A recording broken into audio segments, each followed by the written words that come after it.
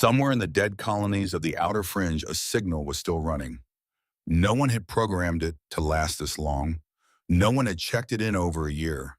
But every 4 seconds through the storms, through the silence, through 5 years of a man living like someone who had already said goodbye to the world, it pulsed, faint, patient, unanswered, until tonight.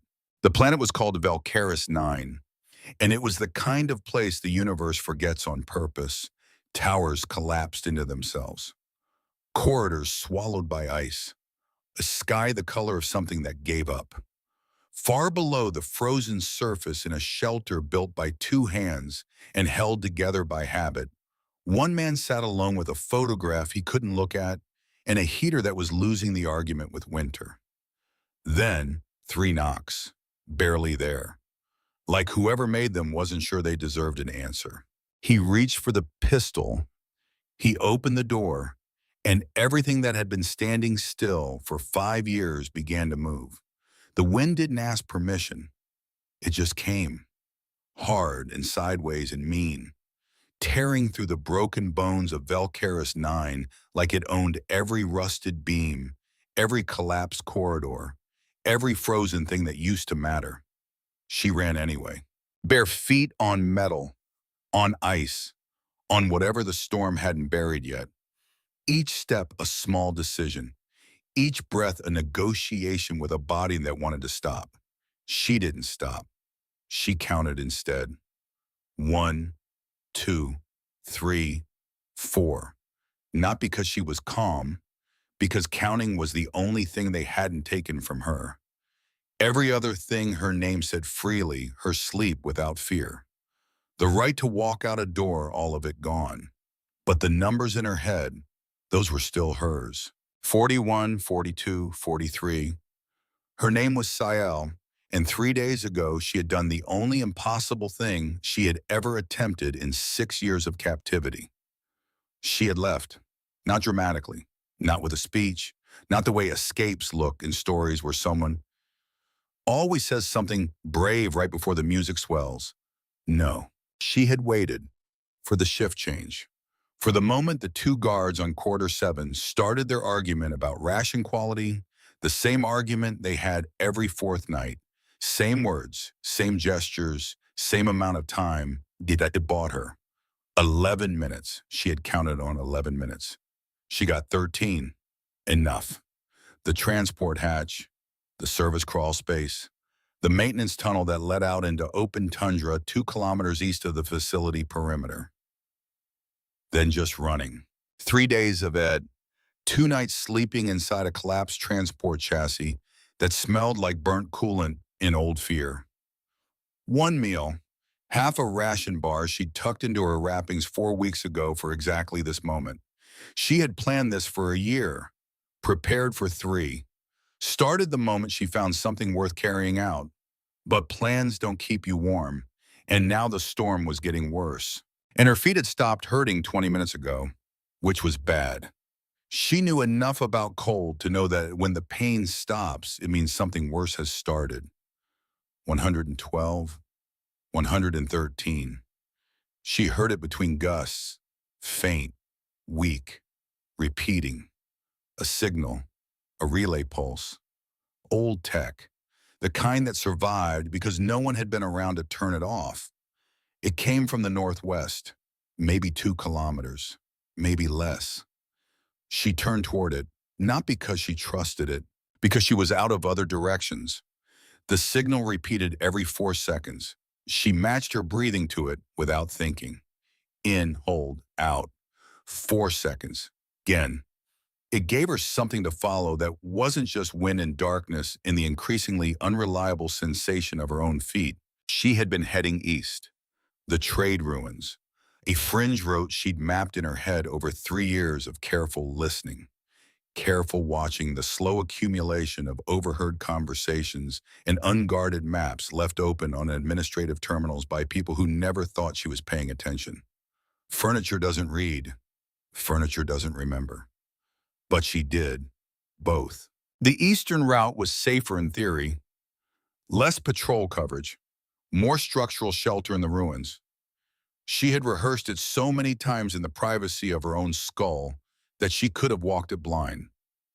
Except the signal 4 seconds, 4 seconds, 4 seconds, like someone leaving a light on. She turned northwest and kept running. 147, 148. His name was Corvin Vale, and he hadn't spoken to another person in 26 days. Not that he was counting, he just happened to know. The way you know things when the days are very quiet and very long, and each one looks exactly like the last. He was 42 years old. He had a workbench, a heater that worked most of the time, a collection of salvaged circuit boards he'd been meaning to sort for 3 months, a tin of reconstituted grain he'd been meaning to eat for 2 hours. He had a photograph, one photograph, stuck to the side of the tool chest with a piece of tape that had been replaced 4 times because he kept replacing it before it could fail completely. The photograph showed a woman on a ridge, dark hair catching wind, laughing at something just outside the frame, standing like she owned the ground under her boots and was happy about it. Her name was Mara, and she had been gone for 5 years. He didn't look at the photograph anymore, not because he had forgotten her face, because he remembered it too well. Every angle, every expression, the way her eyes crinkled at the corners when something genuinely surprised her, the way she tilted her head when she was thinking through a problem, the way she said his name core, short familiar, like it was the easiest word in any language. He remembered all of it. That was the problem. So he looked at the circuit boards instead, and the heater, and the crack in the left wall panel that had gotten 2 centimeters longer last week and would need addressing before the deep freeze set in, and the door which was sealed and triple locked and showed nothing on the external camera except static and snow. He lived in what had once been a reinforced storage unit buried under a collapsed tunnel section in the eastern quarter of the colony. He'd chosen it for the walls, 4 layers of composite sheeting for over poured aggregate built to withstand equipment pressures that nobody was exerting anymore. He'd spent 6 months making it livable, another year making it his. The workshop smelled like old coolant and cold metal and the particular staleness of recycled air. He kept it clean. Not spotless that would have required a kind of optimism he'd run out of, but functional. Tools in their places, spare parts organized by type. The heater checked every morning for efficiency loss, fix what's broken, keep things running. That was the whole of it most days. He made his money, such as it was in the fringe economy of a dying colony, by servicing filtration units for the handful of outposts that still operated within a 100-kilometer radius. They sent runners every few months with components and payment in the form of food stores and fuel cells.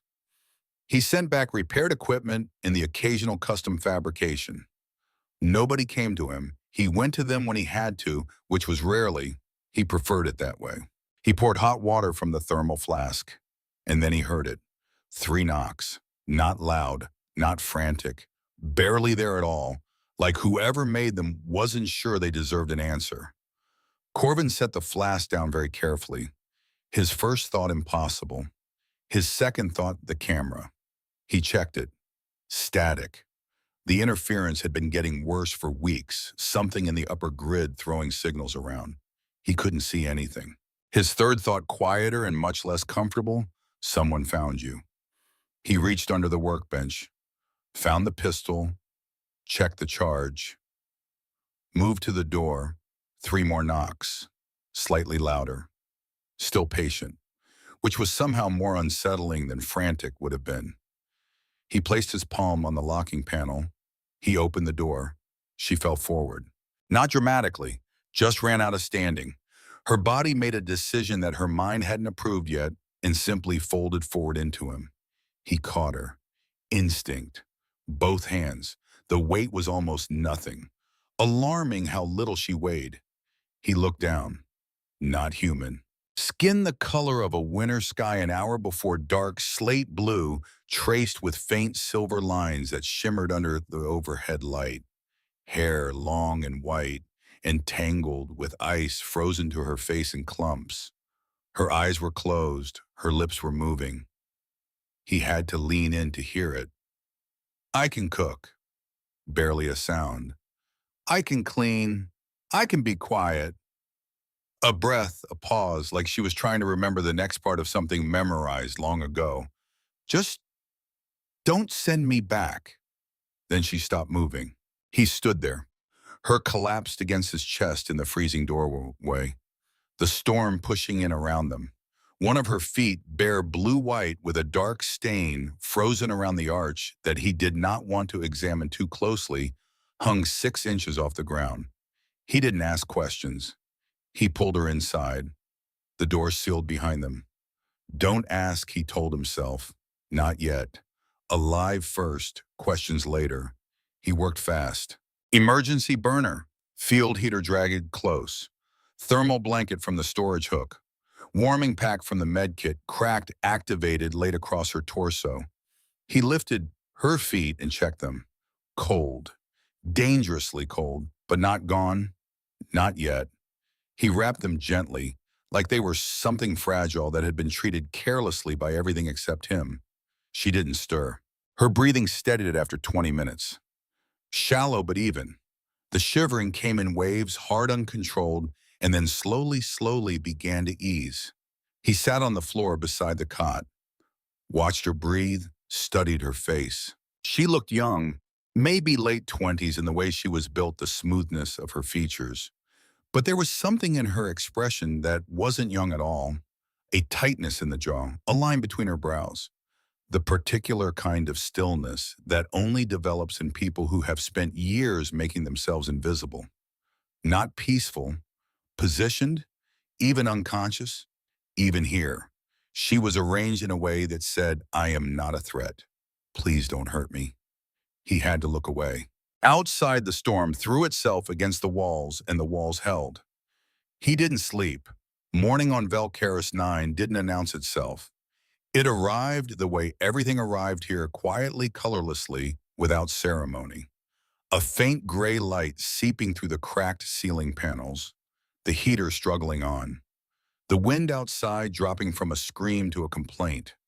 Frost had formed along the inside edges of the door. Corvin was already up, boots on, checking the perimeter sensor through his handheld monitor. Green markers. No movement. No heat signatures above ambient.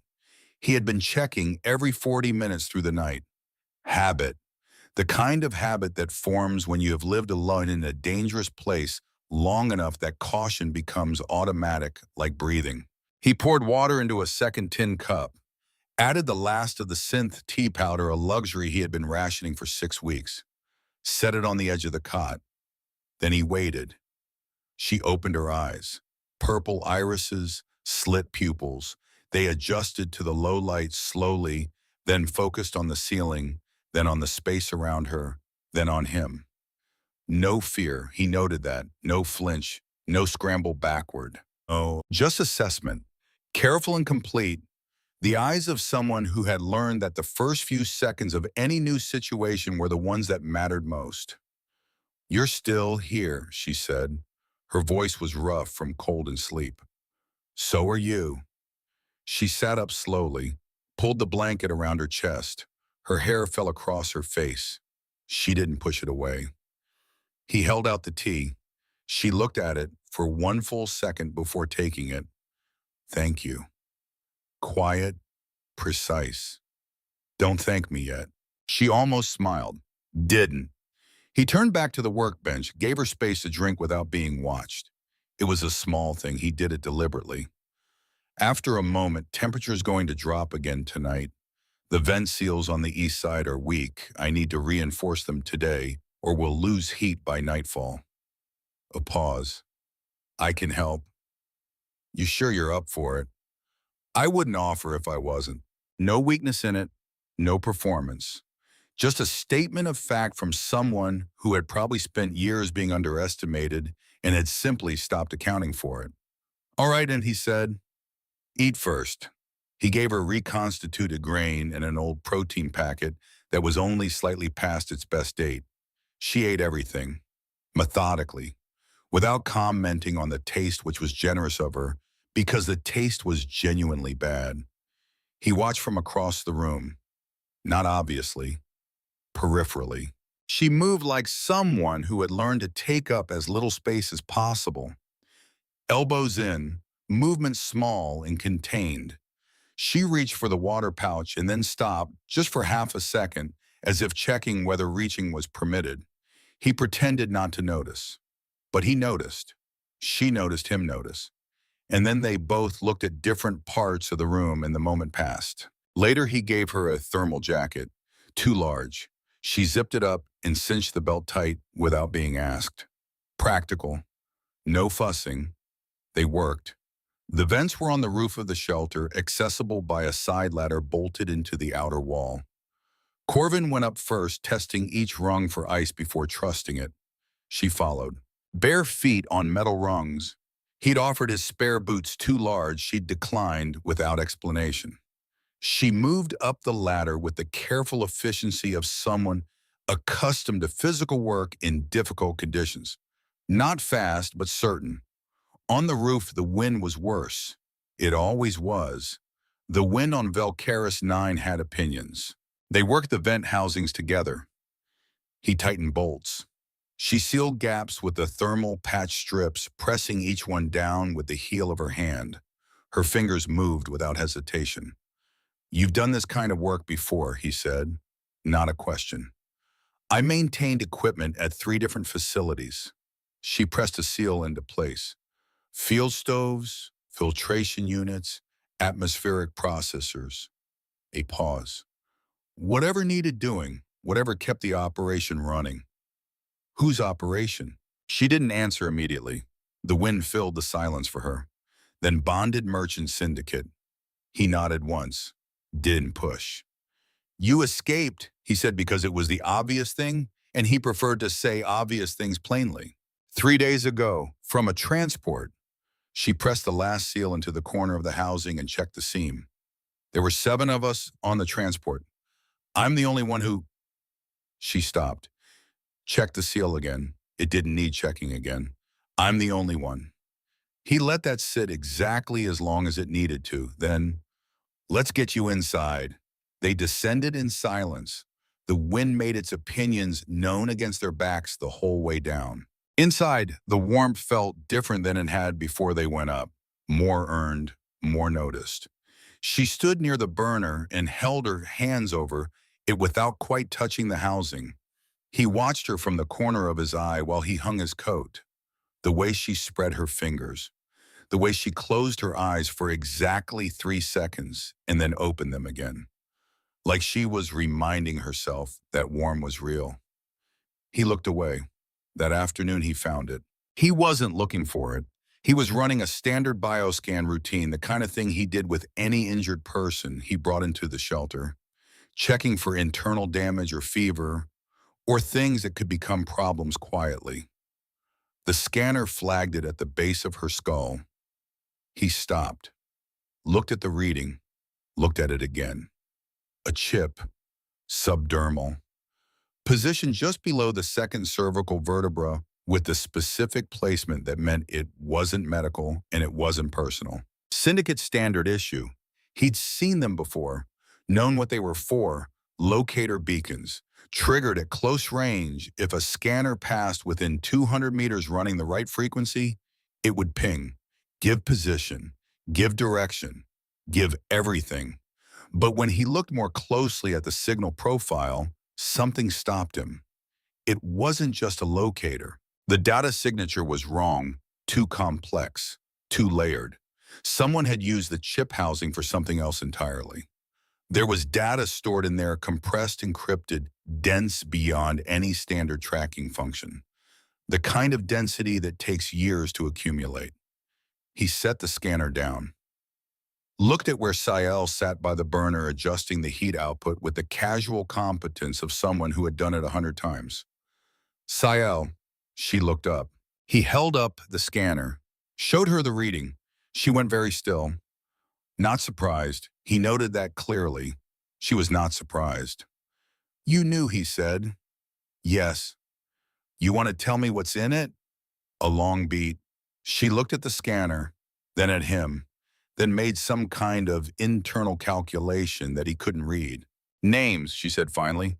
Locations, coordinates of facilities, financial records, evidence. She paused. Enough to expose what they have been doing across 14 systems for 30 years. He stared at her.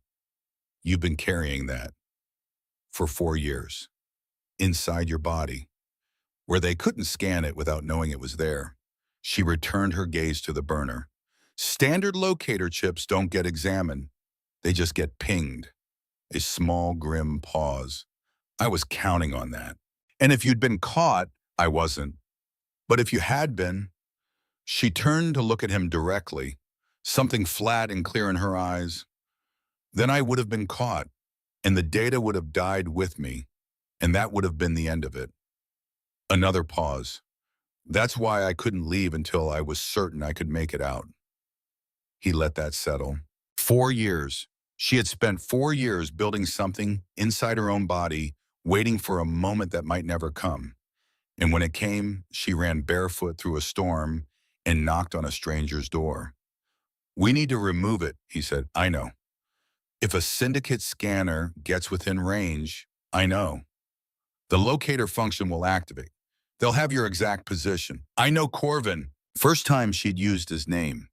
He'd told it to her that morning barely in passing. She'd remembered. Tomorrow, she said. Give me tonight. He considered this. All right, he said. Tomorrow.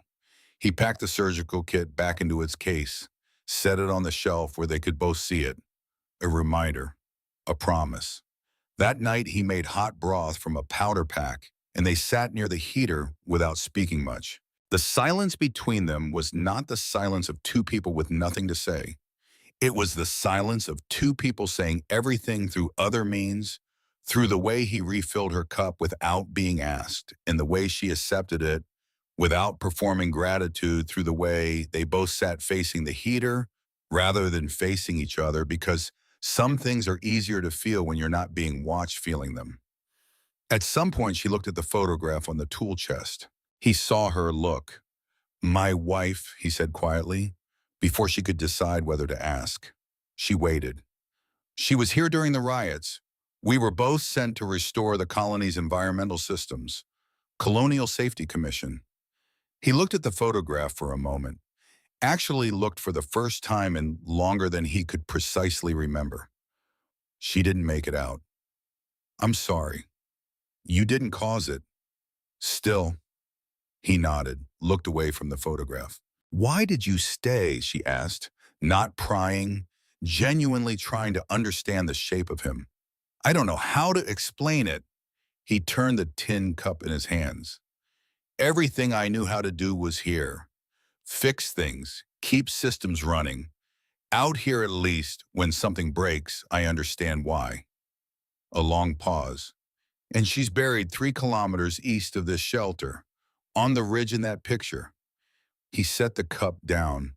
I didn't want to leave her on a planet with no one left who knew her name. Sael looked at him for a moment. Then she looked back at the fire. That's not nothing, she said softly. Knowing someone's name, saying it, keeping it. She turned the warming pack over in her fingers. Where I come from, where I've been, most people stop existing the moment no one left alive knows who they were. He thought about that for a long time. What about you, he asked. Is there someone who knows your name? There is now, she said, and she meant him. And he understood she meant him, and neither of them said anything else about it. The fire spoke for a while. The heater hummed. Somewhere in the outer structure, a loose panel knocked against its frame in the dying wind. He was aware of the relay unit on the shelf. He glanced at it twice during the evening without meaning to. Old tech. A model he and Mara had installed together in the first week they'd arrived on Velcaris 9. She'd chosen the frequency and the repeat interval. He'd done the physical mounting. He hadn't touched it in over a year. He should have run out of power long ago. He didn't think about it too hard. Some questions were easier to carry than to answer. The surgery happened the next morning. He cleared the workbench. laid out the fill kit with the precision of someone who understood that sloppiness in difficult conditions has consequences. Fusion scalpel, neural disruptor wand, anesthetic injector, low dose barely field grade but enough, suture gel, sterile dressing, a sealed tin for disposal. She sat on the bench, bent forward, lifted her hair with both hands holding it away from the back of her neck. She did not look at the tools. He cleaned the area, applied the injector.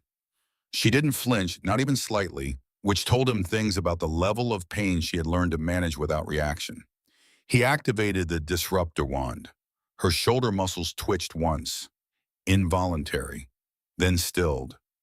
He worked. The scalpel was precise, the tissue parted cleanly.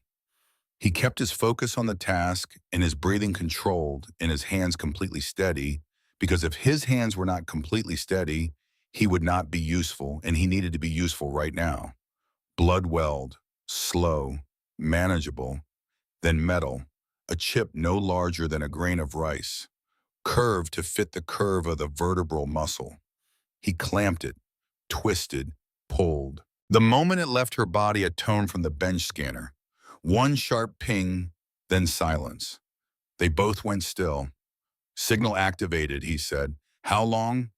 If they're close enough to catch the spike, seconds. He dropped the chip into the sealed tin, slammed the lid, grabbed a roll of signal-dampening foil from the storage shelf, and wrapped it around the tin 3 times, then sealed the edges with heat strip. They stared at it. East Trench, she said, deep as you can get it, and burn it after. Burn it. Residual trackers, they read the frequency even in fragments. Her voice was completely flat, completely controlled. I've seen them find pieces smaller than that. He looked at the tin, looked at her. I'll take care of it. He dressed the wound, suture gel and a sterile pad. His hands were careful and slow, and she did not make a sound through any of it. When he finished, she straightened, rolled her shoulders once testing. How's your vision? Clear. Dizziness? No, no. She stood without help. He had been ready to offer a hand. She didn't need it. He respected that and put the hand back in his pocket. He loaded the sealed tin into an old recon drone, the smallest one he had, barely functional enough range for the East Trench and no more. Set it to a dead man route. Single trip. It would fly until it dropped. He activated the drone, watched it go, came back inside. She was sitting on the cot with her eyes closed and her back straight. He looked at her carefully for a moment and understood she was not in pain. She was free, for the first time in years probably. The thing inside her, the tracker, the danger, the constant weight of being findable was gone. And she was sitting with that fact, quietly, without performance. He let her. He sat down on the far side of the room and started sorting circuit boards. For a while only the heater spoke, then as she said without opening her eyes, "Why didn't you shut the door?" He kept his eyes on the circuits. "I thought about it." "I know, you said that." "I guess." He stopped, started again. "I didn't want to hear someone die on my doorstep, and I didn't know how to unknow you were there." A long pause. "That's an honest answer," she said. "It's the only kind I have." She opened her eyes, looked at him across the room. "You should rest," he said. "I've been resting." "You've been surviving. That's different." Something shifted in her expression, not quite softened, more like recognized. Like he'd said something she had not expected to hear in this place. "Maybe," she said. She lay back on the cot. He went back to the circuit boards. Outside, the storm was building again. He could hear it in the way the walls began to vibrate low structural, the sound of something vast and indifferent pressing against everything they had built to keep it out. But inside the heater ran, the light held.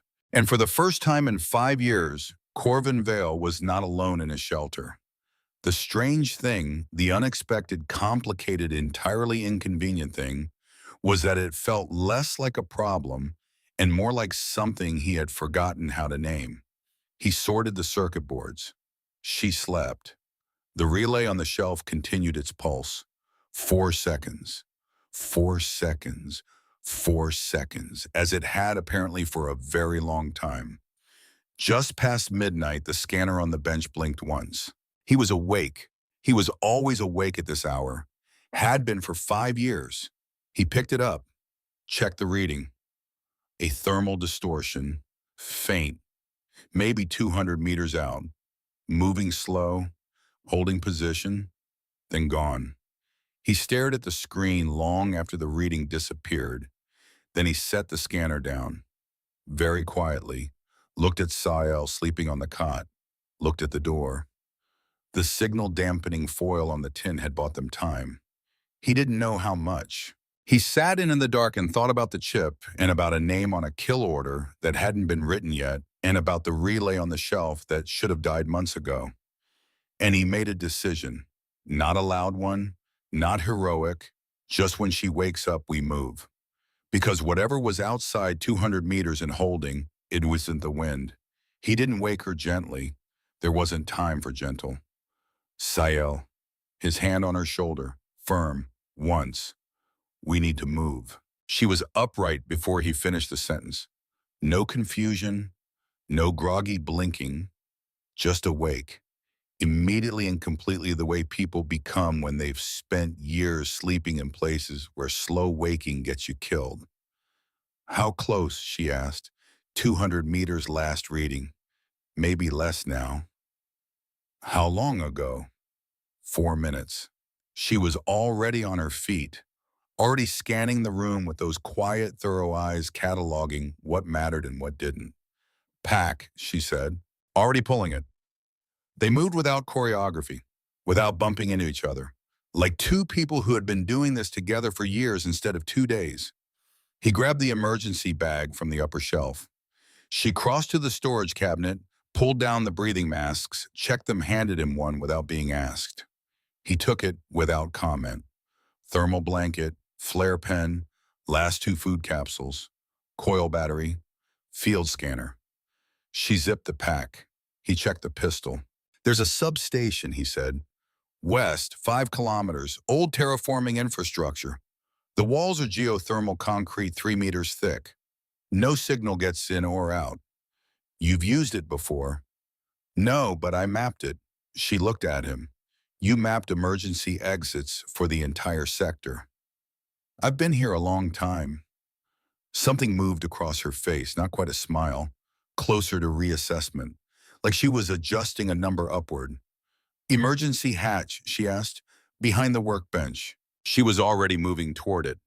The hatch opened into a service crawl space he dug himself 3 years ago on a Tuesday when the paranoia got loud enough to do something about it.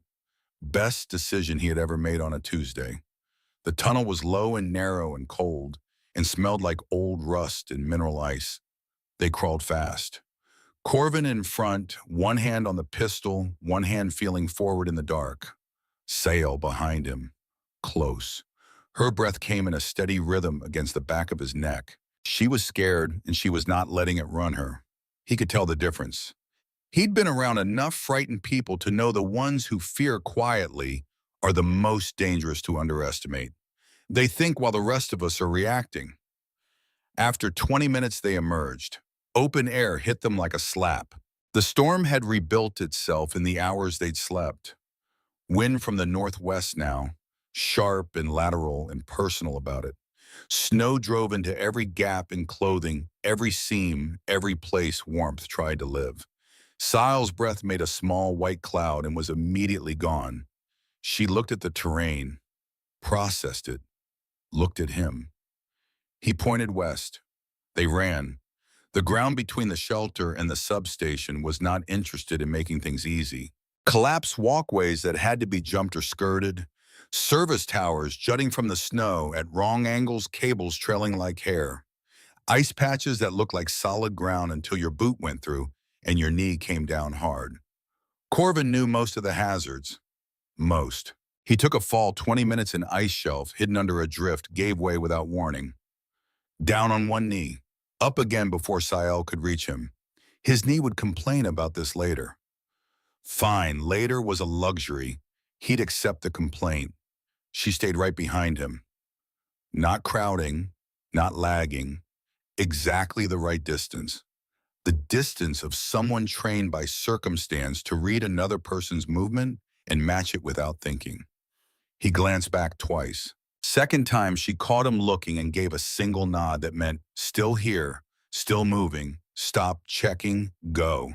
He went, halfway across the ravine, a sound above the wind, different from the wind, mechanical, deliberate, the specific rotational hum of something designed to move quietly and mostly succeeding. Corvin grabbed her arm. They dropped. Behind a collapsed beam, half buried in snow, barely wide enough to hide behind if you pressed flat and believed in it. The drone passed overhead, slow, methodical, black casing, no lights. Rotors retracted until it leveled out above them and then extended. 4 blades, nearly silent at this distance. Heat-seeking array in the nose housing, sweeping left then right, then left. Neither of them breathed. He was aware of her hand. Her fingers had found his in the snow, not deliberately, just proximity and darkness in the specific terror of holding very still while something hunts you from above. Her grip was tight, anchoring. He held back. Same grip, same pressure. The drone swept, held, swept again, then turned south and disappeared into the white. 10 seconds. He counted them properly. Then go. They ran the last kilometer without stopping. The substation hatch was exactly where his map said it would be. Circular, steel, buried under a snowdrift that had built up against the base of a collapsed antenna tower. He dug with his gloved hands, fast, ruthless about it. The cold didn't matter.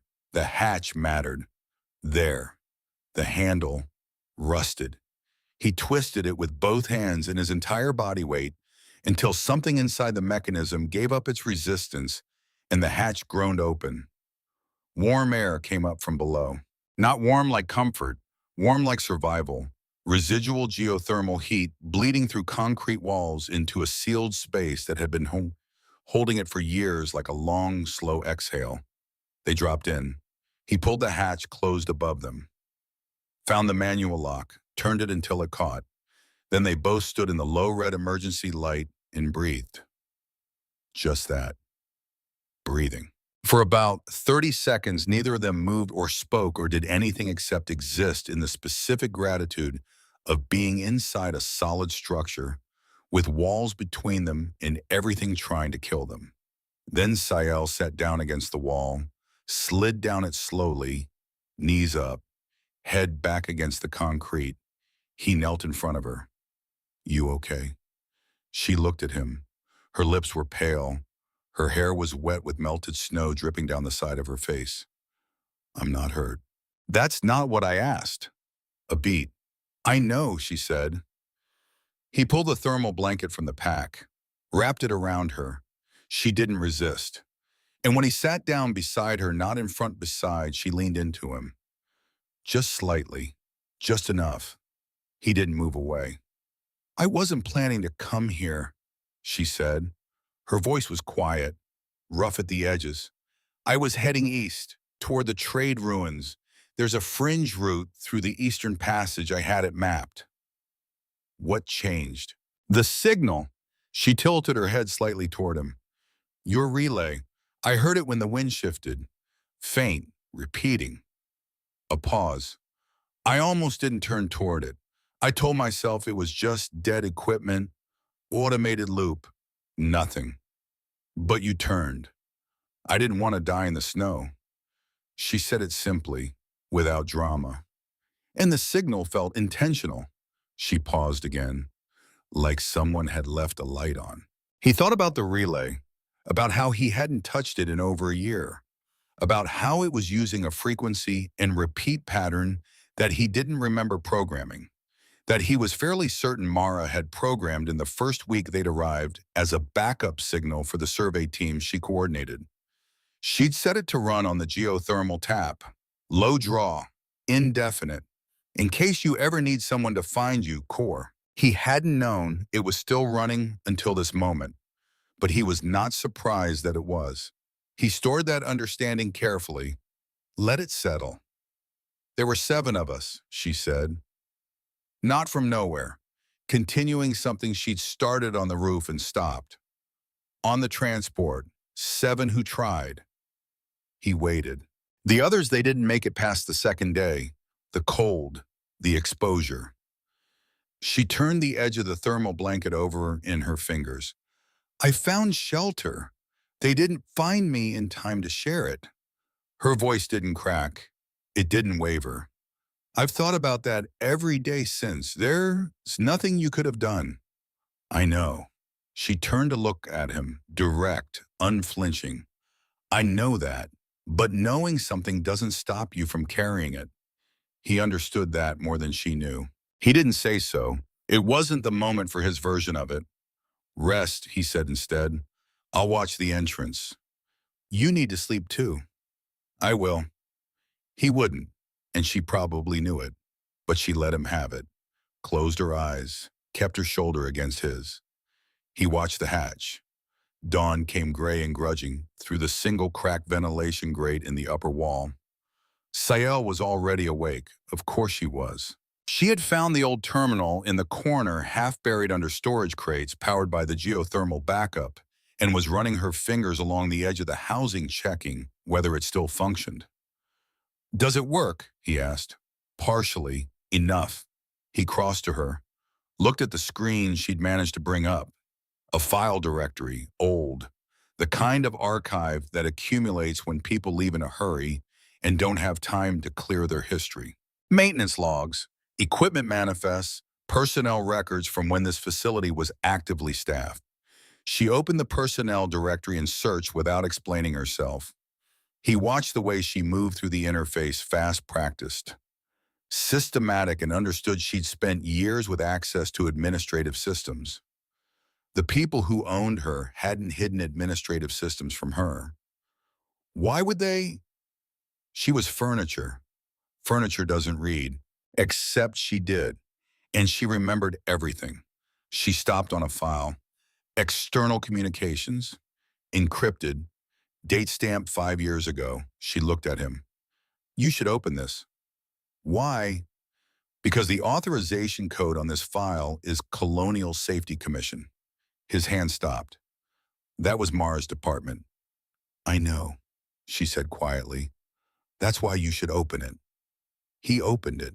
The decryption took 40 seconds. Long seconds. The kind that have too much room in them for everything you were afraid of finding.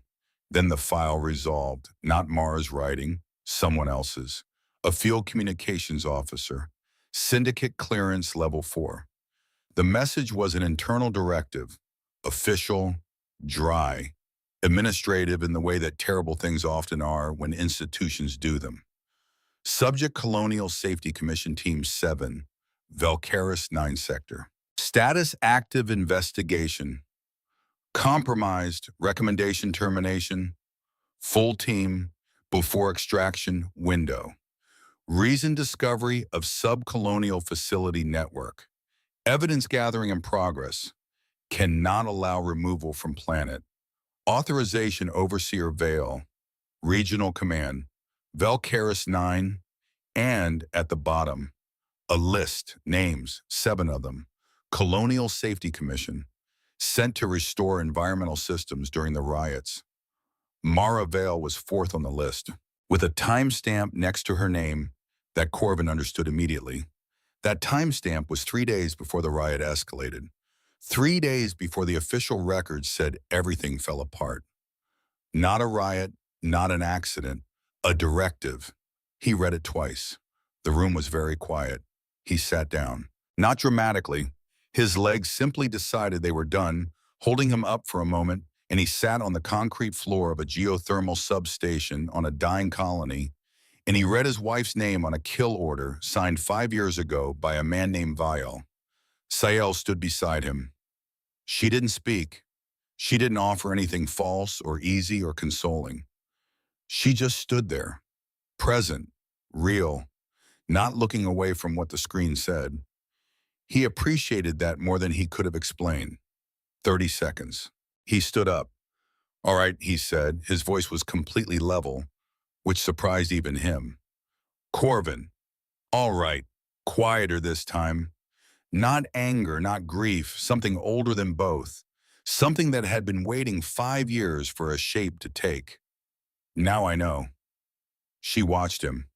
What are you going to do with it? And the same thing you've been doing for 4 years. He looked at the screen one more time, memorized the authorization code at the bottom, the specific string of characters that was Vishal's signature. Make sure it doesn't stay buried. He closed the file, turned away from the terminal. We need to keep moving, he said. They'll sweep the ravine by mid-morning. She looked at him for a long moment. Then yes, we do. They packed, they moved, they didn't talk about the file again. But it was there between them, a third presence in every room they moved through from that moment forward. Heavy, clarifying, the kind of truth that reorganizes everything around it once you know it. 3 hours. 3 hours of moving through sub-level, maintenance corridors, sub-basement, service shafts, parts of the colony, infrastructure so old and forgotten that the floor plans weren't on any official record. Sael knew them anyway. This layout, she said at one junction, turning left without hesitation. I've cleaned a compound like this. South quadrant. Different planet. Same architect. Syndicate reuses designs. Always. Saves money. She pushed through a half-collapsed panel without slowing. It also means I know where the exit is, for I've been here. He followed her. That's either very useful or very unsettling. Both, she said, mostly useful right now. She was right. She moved through the substructure with the particular confidence of someone who had spent years being invisible in exactly these kinds of spaces. Maintenance corridors, service tunnels, the behind-the-walls parts of buildings where the people who actually run things are never seen. Cleaning, maintaining, listening. They never hid anything from the cleaning staff, he thought, because they never thought the cleaning staff was paying attention. She had been paying attention for years. She stopped at a junction, 4 ways, stood for exactly 2 seconds. Left. They went left. Came out into a wider space. Old storage. Ceiling higher. Better footing. And in the corner, another terminal, older. Screen cracked but partially functional. She crossed to it immediately. What are you looking for? He asked. Confirmation. Her fingers moved across the input surface. I need to know how close Vial is, whether he's running the search remotely or whether he's here personally. Does it matter? She looked at him over her shoulder. If he's here personally, it means he knows what's in the chip. She turned back to the screen. And if he knows what's in the chip, this isn't a standard retrieval. A pause. This is cleanup. The terminal coughed up a partial signal log. She scanned it. Her face didn't change, but her shoulders did. Something tightened there. Something that had been hoping for a different answer and wasn't going to get it. He's here, she said. On the planet. In this sector. Since yesterday morning. She stepped back from the terminal. He came himself. He brought a small team, 4, maybe 6. Not a full retrieval squad. Why small?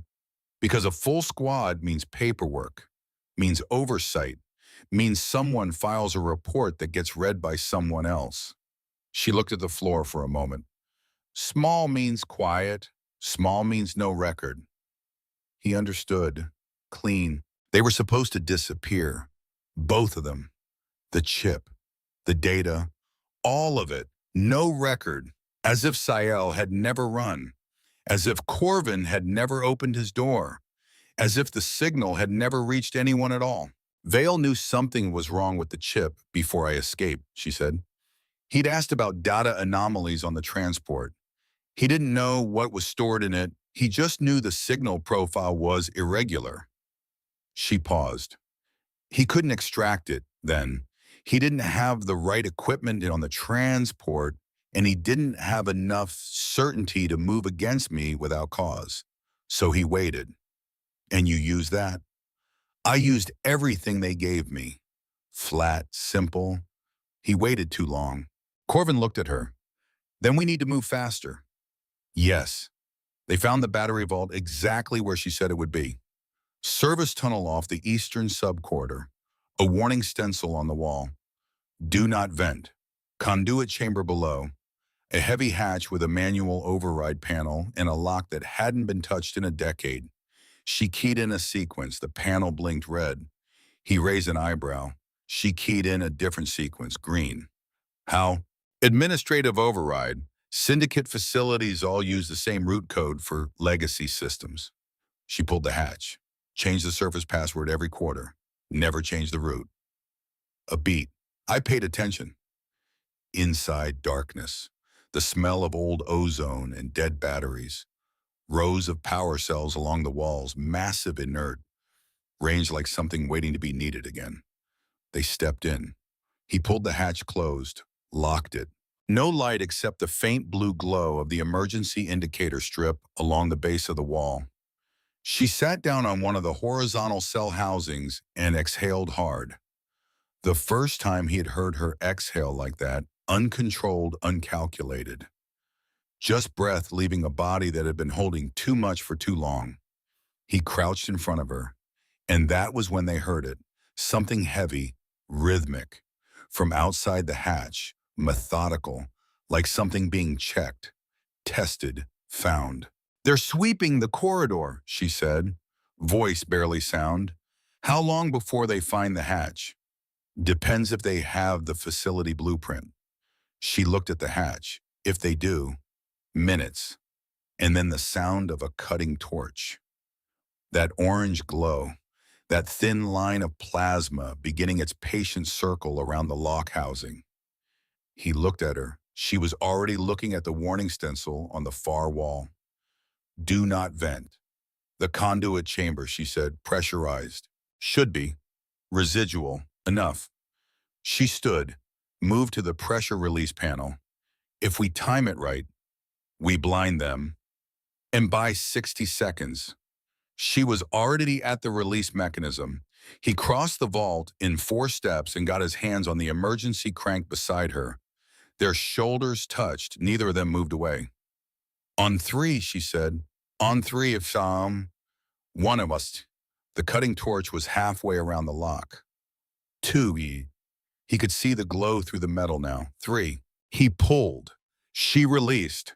The pipes groaned deep and structural, like something enormous waking up annoyed. And then a roar. Pressurized coolant mist erupting upward through floor vents in a wall of white cold fog filling the vault. Instantly visibility dropping to nothing, temperature dropping 20 degrees in 4 seconds. The hatch burst open. A figure. Black armor, red visor, rifle up, stepping forward into the white and stopping. Because you can't shoot what you can't see. Corvin fired through the mist, once. The shot found something solid. The figure spun sideways, went down, sail moved. She had a tool in her hand where she'd gotten it. He didn't know sometime in the last 30 seconds because she was that kind of person, and she put it directly into the faceplate of the second figure coming through the hatch. A flat, heavy impact, the kind that ends arguments. That one went down too. Go, Corvin said. They went. Out of the vault, into the corridor, moving fast, too fast for the ice on the floor. A third soldier at the left bulkhead, rifle up. Corvin didn't stop. He calculated the distance, made a decision that a reasonable person would not make, and tackled the man straight into the wall. The rifle went off once, into the floor. Sparks. Then it was close and ugly, and neither of them were trying to be graceful about it. An elbow, a knee, a punch to his ribs that made something unhappy in there. He got the rifle, lost it, got hit again. The world tilted in the way it does when someone who knows what they're doing hits you somewhere important. He staggered. The soldier lunged, and then the soldier stopped. Because Sayal hit him across the base of the skull with a length of steel conduit pipe. efficient, precise. The man dropped. She turned, looked at Corvin. He was against the wall, hand pressed to his left side, below the ribs. He moved his hand and looked at it, and the blood there was dark, and there was more of it than he wanted there to be. Corvin. Shallowton, he said. Let me see. Let me see. Her voice was not loud, but it was not negotiable. He let her see. She checked it with hands that were fast and thorough and did not flinch at what they found. She pulled a compression strap from the emergency pack and wound it around his torso above the wound. Tight, firm. He breathed. Can you walk? Yes. Can you walk fast? Also yes. Then we go. She said it the way she said everything important, not as a question, as the next thing that was happening. Because standing in a corridor arguing about it was not a strategy. They went. The auxiliary tunnel curved down and south, older than everything else in the substructure. Pre-colony, maybe pre-settlement entirely. The walls were natural rock in places, shored up with metal struts that had been there so long they'd become part of the geology. She led. He followed, one hand on the wall, not leaning, but aware of the wall, aware of the blood under the compression strap, aware of his breathing, which was fine, which was completely fine, which was just a little shorter than usual. She glanced back every 30 seconds. He kept his face neutral every time she did. I'm fine, his face said. Her face said, I know you're lying and we'll discuss it later. Neither of them said it out loud. The sounds of pursuit faded behind them. 40 meters. 80. The tunnel went deep enough that even syndicate-grade scanners would be reading rock and static. At some point she stopped, pressed him gently into a shallow alcove cut into the stone wall, just wide enough for two people who didn't mind standing close. She pressed her back against the opposite side. Listen. Footsteps. Far. Getting farther. They waited. He was very aware of the distance between them, which was not a large distance, which was getting smaller as the space got colder and two bodies did the reasonable thing bodies do in cold spaces. She was looking at the tunnel entrance. He was looking at her profile, the line of her jaw, the set of her mouth, the faint traces of silver under her skin, catching even the minimal ambient light and making something quiet and remarkable of it. He stopped that thought. Not the moment Corvin. Correct. Not the moment. She turned and found him looking. He didn't look away fast enough. She didn't either. A beat. The particular quality of silence that isn't actually silence. Clear, she said. Right, he said. They kept moving. The tunnel let them out into the lower trench system, open, old, but past the grid, past the scanner range, past the reach of everything Vale had brought to the sector. Snow falling soft now. The storm had finally run out of fury, just quiet flakes drifting into the trenches without urgency. She came up beside him, put her arm around his torso, the uninjured side without comment. An adjustment, a counterweight.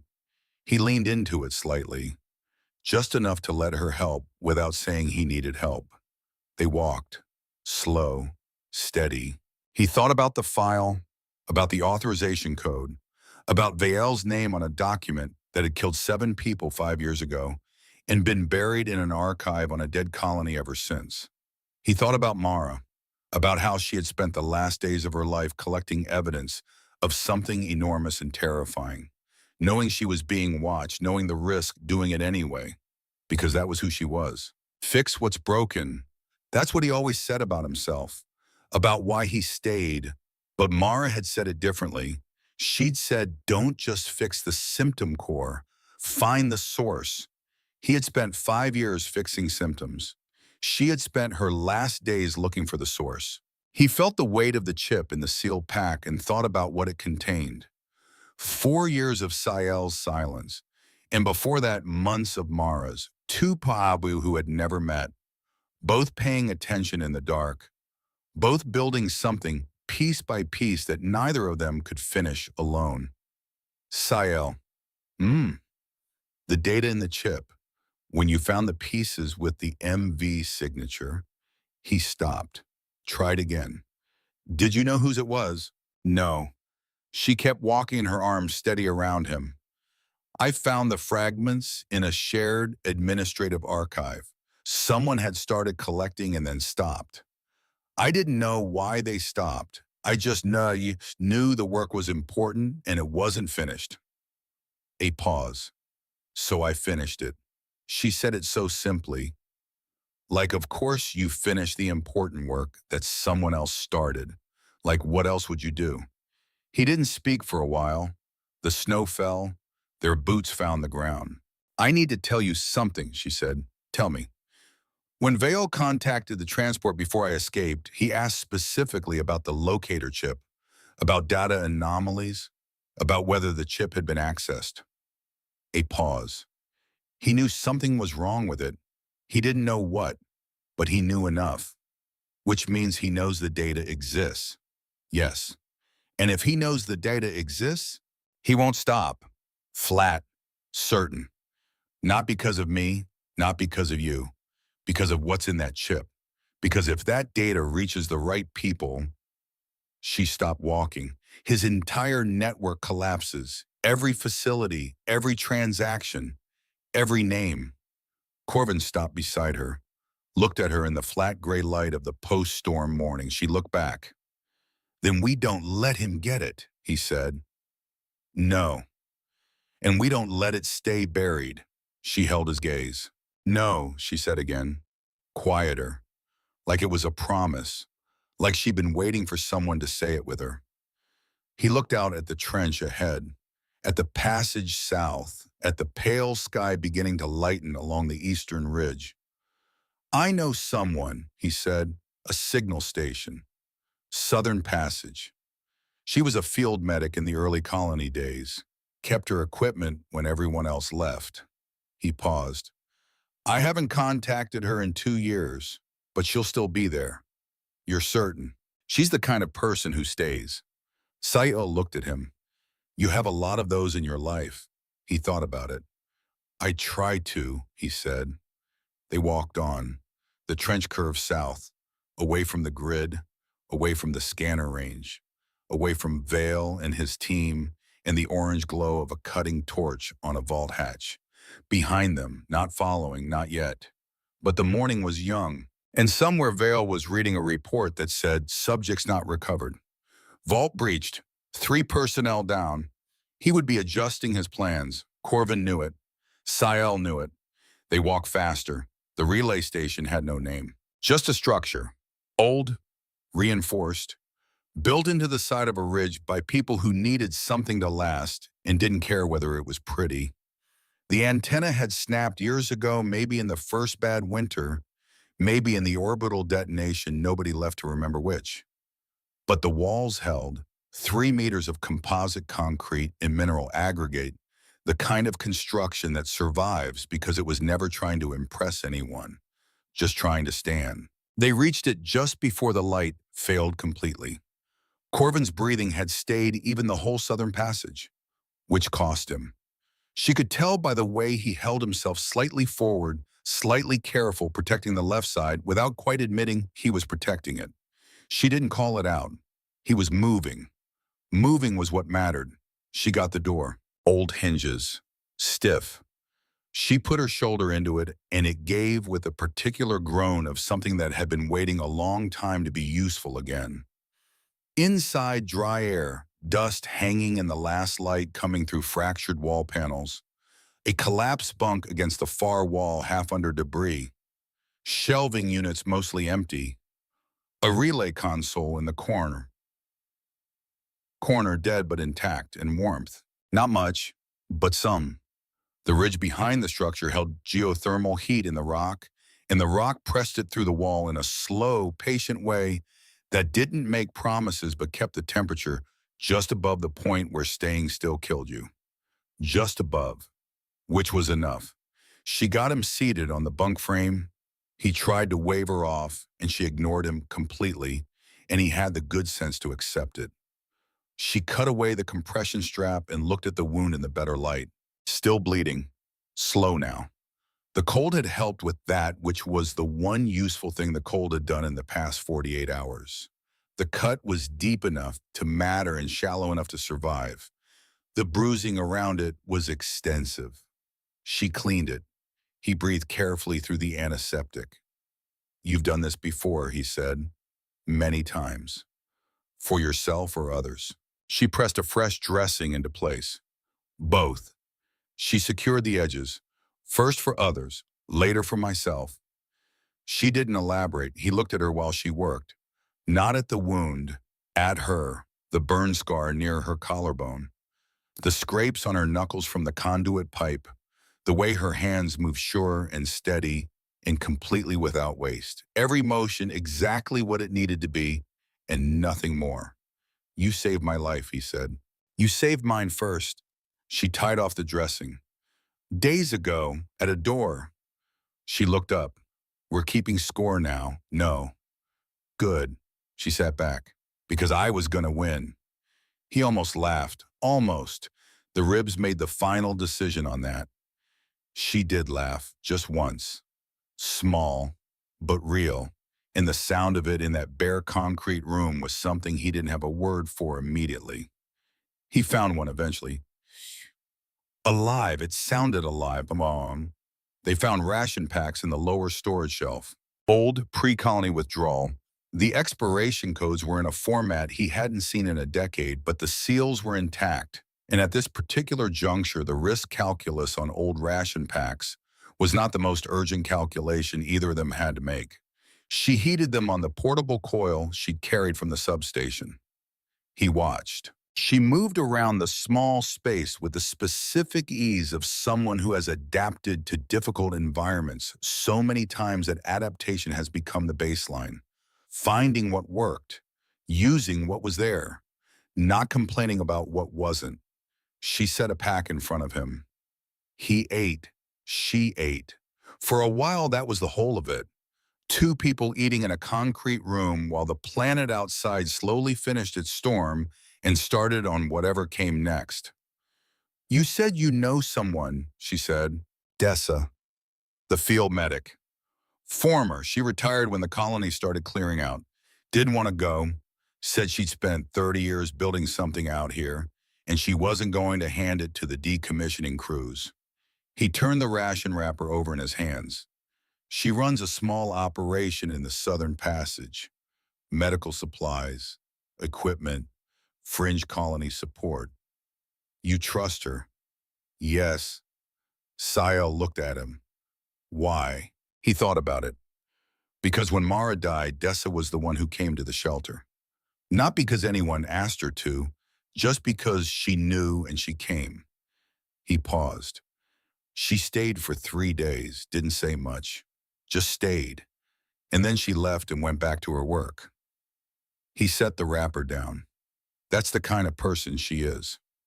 Sayal was quiet for a moment. "Those are the ones worth finding," she said. "The ones who show up without being asked." He looked at her. "Yes," he said, "they are." She looked back at the coil heater, the orange glow of it across her face, the silver traces under her skin catching the light, the same way they had that first night when she collapsed through his door. He was still figuring it out. Different question now, though. First question had been, what is this current? Question was, what do I do with the fact that I don't want her to leave? Which was complicated, because she had just gotten free. Because the entire point of everything they'd done in the last 2 days was so that she could choose. Her own choices, her own direction. Not his, not anyone else's. So he would not say it. He would help her get to Dessa. He would transmit the data. He would make sure Vale's network burned to the ground at the roots and stayed down. And then he would let her choose, whatever she chose. He would let it be. That's the right thing, Core, he knew. Didn't make it easier. She found the relay console in the corner while he slept. He didn't sleep for long, an hour, maybe less, but she didn't wake him. She let him have it standing watch the way he had stood watch every night since she arrived.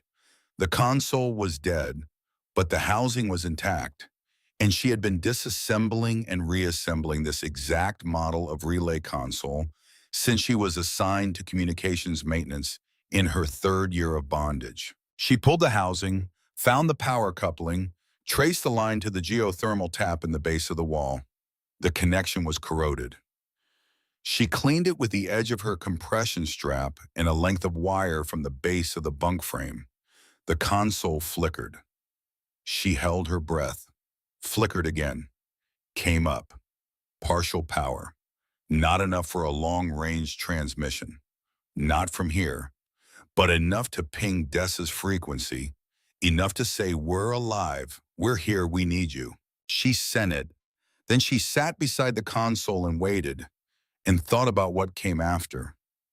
After the data was transmitted, after Vael's network was exposed, after the thing she had spent 4 years building in silence was finally released into the world where it could do the damage it was designed to do. What came after that? She had planned escape. She had planned survival. She had planned the transmission, the exposure, the collapse. She had not planned a man with gray in his hair and a photograph on his tool chest and a relay signal he didn't know was still running. She had not planned for someone to catch her when she fell. Literally, this is not the time to think about this. Correct, not the time. He has his own grief, his own reasons. You don't know what he... The console pinged, a return signal, short, coded, Dessa's frequency, 3 pulses, even spacing, which meant received coming, hold position. She exhaled and sat in the quiet for a while longer with the orange glow of the heater and the sound of Corvin breathing steadily across the room, and let herself feel just for a moment what it was like to be somewhere that felt against all probability and reason and sense, like somewhere she could stay. Dessa arrived 4 hours later, on foot, because of course on foot. She was 65 years old and she walked everywhere because she said vehicles were for people who hadn't learned to read terrain yet, and she had learned to read terrain before most of the current generation had learned to walk. She was not small, not in the way people sometimes describe older women to make them sound unthreatening. She was compact and deliberate, and she moved through the door of the relay station with the specific energy of someone who had been somewhere harder than this before breakfast and found it manageable. Gray hair cut close, a pack on her back twice the size of what a reasonable person would carry. Eyes that took in both of them in about 4 seconds and clearly filed everything away in a way that would be accessible for recall later. She looked at Corvin's side. "That needs proper suturing." "Hello to you too," he said. "Hello." She set her pack down. "That needs proper suturing. It's dressed." "I can see how it's dressed." She was already opening her pack. "I can see who dressed it too."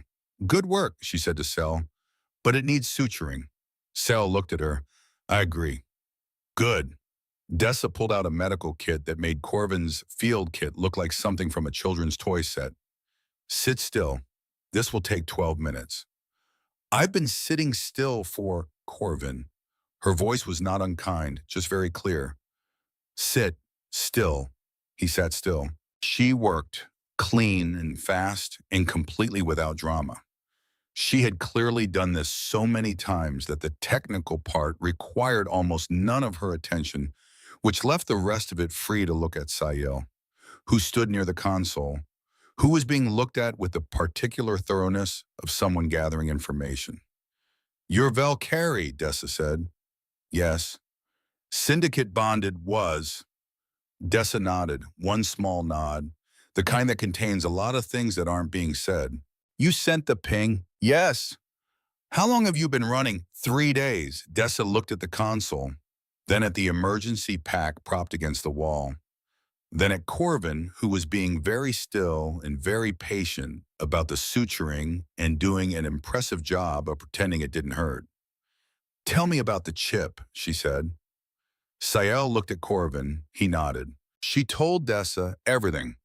The 4 years of collection, the encrypted data, the 14 systems, the names and coordinates and financial records, and the specific authorization codes that connected all of it to Vail and his network, and 30 years of systematic trafficking hidden beneath legitimate commerce.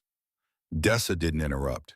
When Sael finished, Dessa tied off the last suture, patched it clean, pressed a sterile cover over the whole thing, and pressed her palm flat against it for 3 seconds in a way that felt almost like a benediction. Then she reached into the bottom of her pack and pulled out a transmitter. Not small, not compact, nothing like the field equipment Corvin had in the shelter. This was something else entirely, a broadcast array folded into a housing no bigger than a book, the kind of equipment that didn't exist in any commercial catalog, the kind that found its way to certain people through certain channels that didn't ask too many questions. She set it on the console table. That will reach the Fringe Media Network, she said. Independent, no syndicate access, no oversight. She looked at both of them. Once you transmit, it cannot be recalled. I know, Sael said. The people who receive it will publish within 6 hours. Every accessible network in the Fringe systems. Every independent broadcaster. Dessa folded her hands. Vale will know within minutes. He already knows we have it, Corvin said. Knowing and losing are different experiences. He'll react. Let him. Dessa looked at him. Something moved behind her eyes. Something old and complicated and finally quietly resolved. There's something I need to tell you first, she said, and the way she said it made the room feel smaller. She had known Mara. Not well. Not the way you know someone who is your oldest friend. The way you know someone who calls you once from a long way away with urgency in their voice and something very important to say, and you listen and then they don't call again. 6 days before she died, Dessa said. She looked at her hands. She contacted my frequency. I didn't know her personally. She got my channel through the Colonial Safety Commission's field network. I used to do medical support for their survey teams. She paused. She said she'd found something. Said she was collecting evidence. Said she didn't know how much time she had. Corvin was very still. She sent me a data fragment, the beginning of it. Names, coordinates, the first layer. Dessa looked at the transmitter. She said if I don't make it find whoever finishes this. A long pause. She said it like it was a practical instruction. Like she was talking about a maintenance task she might not get back to. Her voice was steady, but only because she was making it steady. She was that kind of person. He didn't say anything, because there wasn't anything to say right away. Because Mara had known. She'd known 6 days before the end that the end was coming, and she had spent those 6 days not running, not trying to get off the planet, not sending messages to him. Why didn't she? Because she knew if she contacted him, they would track the signal. Because she knew if he knew, he'd try to come to her, and if he came to her, it would confirm she'd found something, and they'd have reason to move faster. Because she was protecting him, even then. Especially then. She was always smarter than you, Cor. Yeah, he knew. He'd always known. 5 years he'd stayed on this planet, carrying the weight of not understanding why she was gone, what it had been for, whether it was his fault somehow, whether he should have gone back for her, whether he had waited too long, moved too slow, seen the signs and missed them. And the whole time, she'd been protecting him. He looked at the transmitter on the table, looked at Dessa, looked at Sael, who was standing very still near the console, and watching him with those quiet, careful eyes and not saying anything. Because she understood.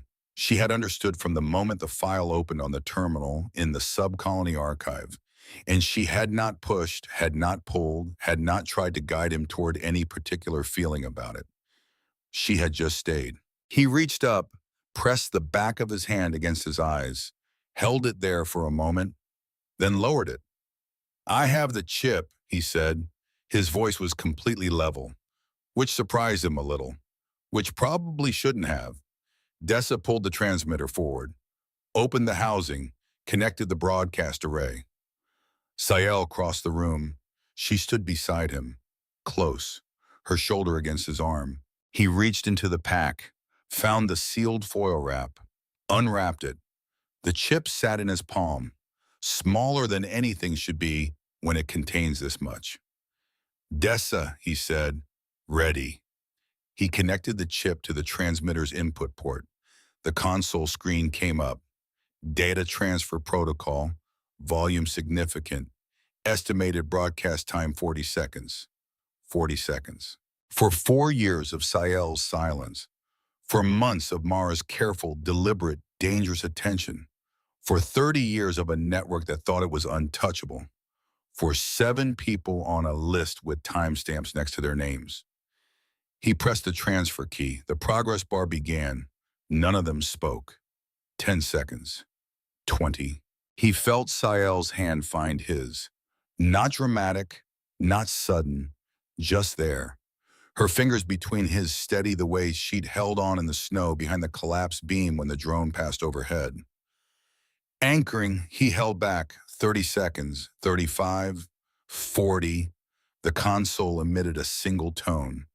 Transfer complete, and then broadcast confirmed. 847 recipient nodes. Fringe Independent Media Network. Cannot be recalled. The room was very quiet. Dessa looked at the screen for a long moment. Then she closed the transmitter housing with a soft final click.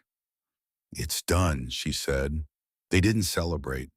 There was nothing to celebrate exactly. Not yet. The network was exposed. The data was in the world. But Vale was still on the planet. His people were still in the sector. And men like Vale, men who have spent 30 years building something they believe in, absolutely don't simply stop when they lose. They come to look at the wreckage. Corvin knew this. So he was not surprised 2 hours later when the outer sensor, a simple motion wire Dessa, had strung around the station's perimeter. Old technology, durable, trembled once. He was surprised that it was only one person. One heat signature. One set of footsteps. Moving toward the station without concealment, without hurry, without the careful silence of someone trying not to be heard. Coming openly, coming as if they had every right. Corvin looked at Sael. She had heard it too, already standing, already positioned near the sidewall out of the direct line from the door. He looked at Dessa. Stay back, he said. I've handled worse, she said. I know, stay back. She gave him a look that communicated very efficiently that she was doing this as a courtesy and not because she accepted the premise. He took a position near the door. It opened. Overseer Vale was not what Corvin had imagined. Which was what? Some version of the worst thing he could picture. Something that matched the weight of the order on that screen.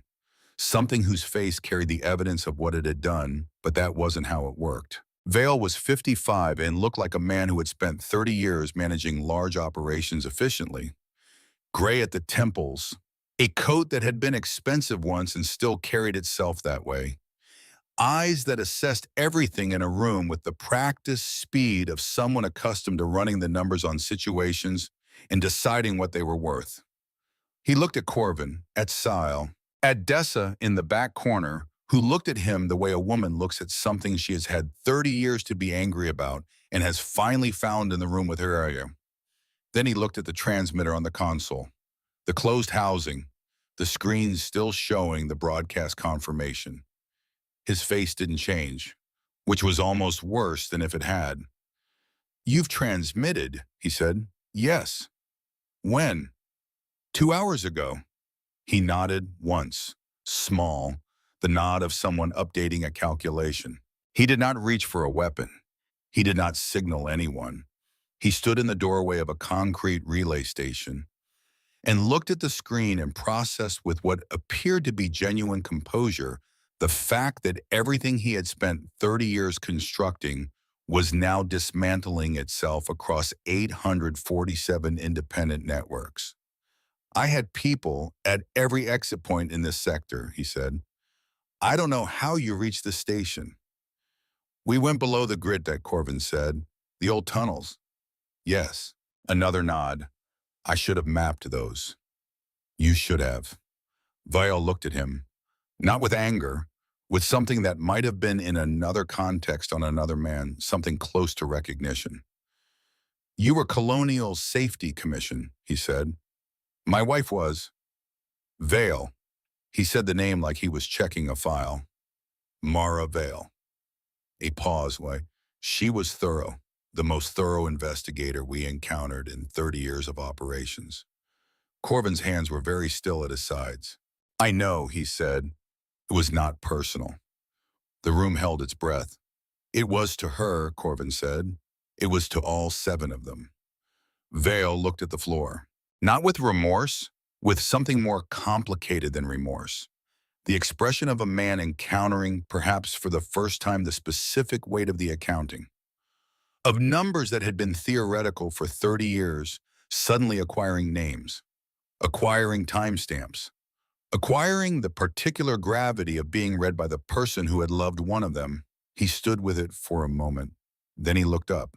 The data will reach oversight bodies within 48 hours, Vale said.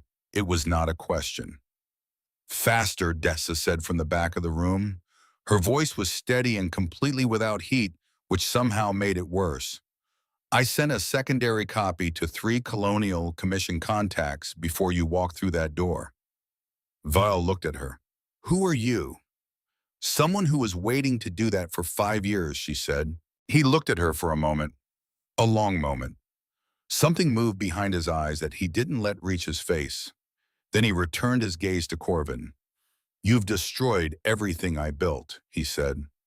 Corvin looked at him and thought about a woman on a ridge in a photograph who would have known exactly what to say in this moment, who would have had the words precise and clear and without anger because she never needed anger. She had always been more dangerous without it. He thought about what she would say. Found it. You destroyed everything first, he said. Vale stood with that, held it. Then he turned, walked back through the door into the flat gray light of the post-storm morning. His footsteps even, his coat still carrying itself the way expensive things do, even when everything inside them has collapsed. He didn't look back. Corvin watched him go until he couldn't see him anymore. Then he turned away. The 3 of them stood in the relay station as the light shifted. Morning arriving the way it always did on Valkyris 9, without announcement, without warmth. Just a slow lightening of the gray, a gradual return of visibility, a world revealing itself one incremental degree at a time, as if it wasn't sure yet what it wanted to look like. Dessa began packing her kit, methodical, efficient, like a woman who has many more things to do today and has simply completed this one. There will be a response team, she said, not looking up.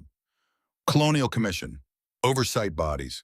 They'll come up for the facilities first, then the personnel. She clipped a strap closed. Vale won't run. That surprised me. I expected him to run. He had nowhere left to go, Sael said. Dessa looked at her. No, I suppose not. What about us? Corvin asked. You, Dessa straightened, looked at him. You'll need to give statements. Both of you. It won't be pleasant. They'll want everything, the chip, the source, the collection method, the timeline. She looked at Sael with something that wasn't quite apology. They'll have questions about how the data was obtained. I know, Sael said. You're not a citizen of any recognized colonial system. That complicates. I know. Quieter, but steady. I'll go with her, Corvin said. Both women looked at him. To the deposition, the statements, whatever the process is. He looked at Sael. She's not doing it alone. Sael held his gaze. You don't have to do that. I know. Corvin, you understand what you're... I know what I'm saying. He kept his eyes on her. Level. Clear. I've been deciding things by subtraction for 5 years. What's left after loss? What's required after grief? What the minimum viable existence looks like. He stopped. I'm done with minimum viable. A pause. If you want me there. The room was very quiet. Dessa had stopped packing. Sayal looked at him for a long moment, those quiet, careful purple eyes going through their calculation. Except this time, the calculation wasn't about threat and safety and whether reaching was permitted. This time, it was something else entirely. Yes, she said, simple, clean, the way she said everything important. He nodded. She didn't look away. Neither did he. Dessa picked up her pack with the energy of a woman who has just witnessed something private and is being professionally not obvious about it. There's a Colonial Commission way station, she said, 4 hours south, hot food, real medical, communication array. She moved toward the door. I suggest we leave before whatever remains of Vale's ground team decides their situation. Right, Corvin said. Right, Sael said. They gathered what they had, which wasn't much, which was fine. Outside, the snow had stopped, not building to something else. Actually stopped. The sky above the ridge was still gray, but a different gray, the kind that means the system has passed and what comes next hasn't arrived yet. A held breath, the specific pause between one thing and another. The three of them stood in it, cold air, quiet, the sound of the relay station's old structure settling in the post-storm temperature, the sound of nothing chasing them. Just that, for a moment. Dessa looked at the ridge, at the frozen tundra stretching south toward the passage and the way station and whatever the oversight process looked like when you were the person who had finally brought it something worth processing. She would have been glad, Dessa said, not looking at anyone, just saying it to the air. Mara, she would have been glad it came out. Corvin stood beside her and looked at the ridge and thought about a woman in a photograph who was laughing at something just outside the frame, who had spent her last days building something she couldn't finish, who had left a message with a woman she barely knew in a frequency and format that would wait 5 years to be delivered. In case you ever need someone to find you, Core. She had left the relay running. She had left a signal. She had known in the way she always knew things before he did, which used to frustrate him and now just made him miss her in the specific way of missing someone whose particular genius you didn't appreciate fully until it was gone. She had known that the right person would find it eventually. She hadn't known it would be Sile. She couldn't have known that, but she'd left the signal running anyway, just in case. He felt something move in his chest, not grief. He knew grief well. This was different. This was grief changing shape into something that still hurt, but hurt differently.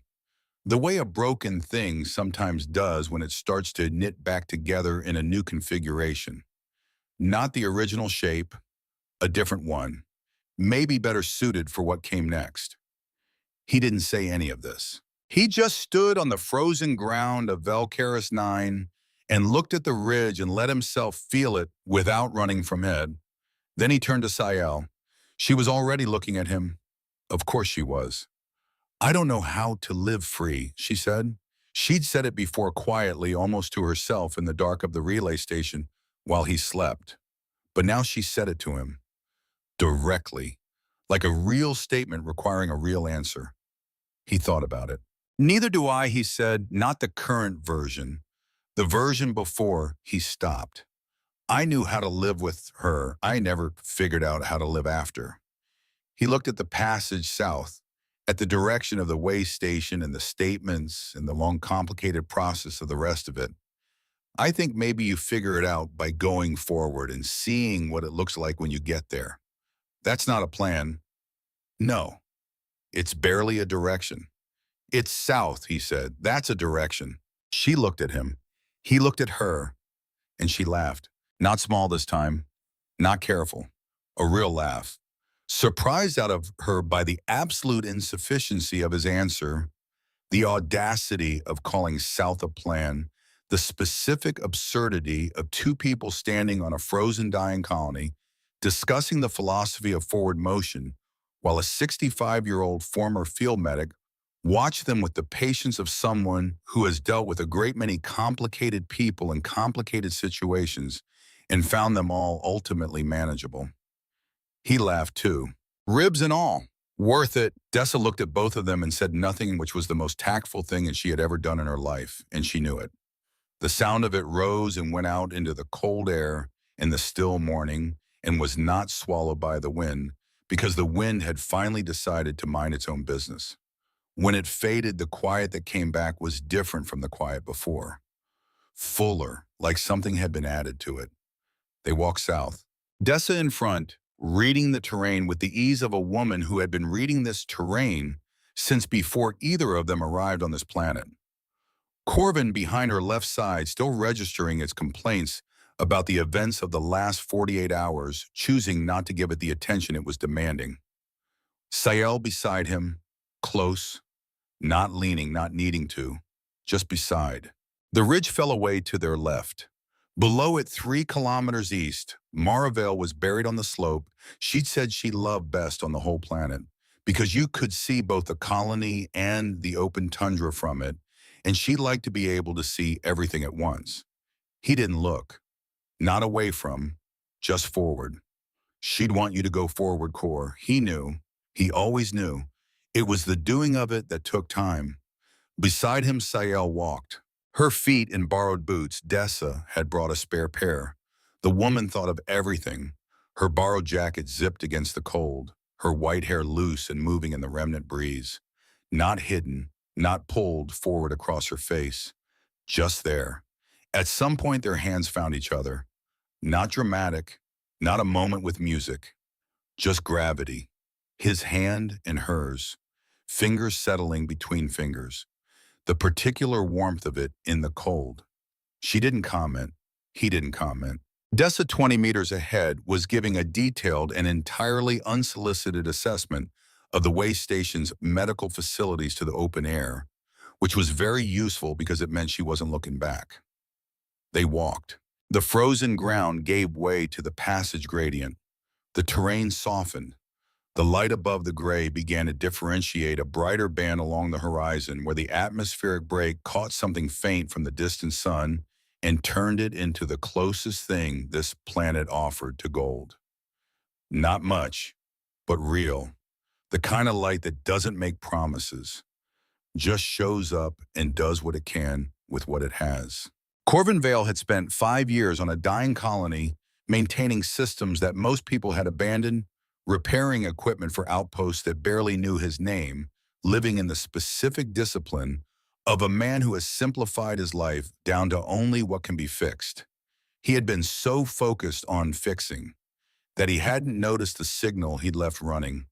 Steady, patient, every 4 seconds, beyond any reasonable expectation of patience, waiting for the right person to need it.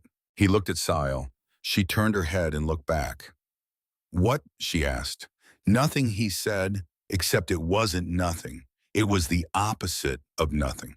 It was the largest thing he had felt in 5 years, and he hadn't found the words for it yet, and he suspected it would take a while to find them.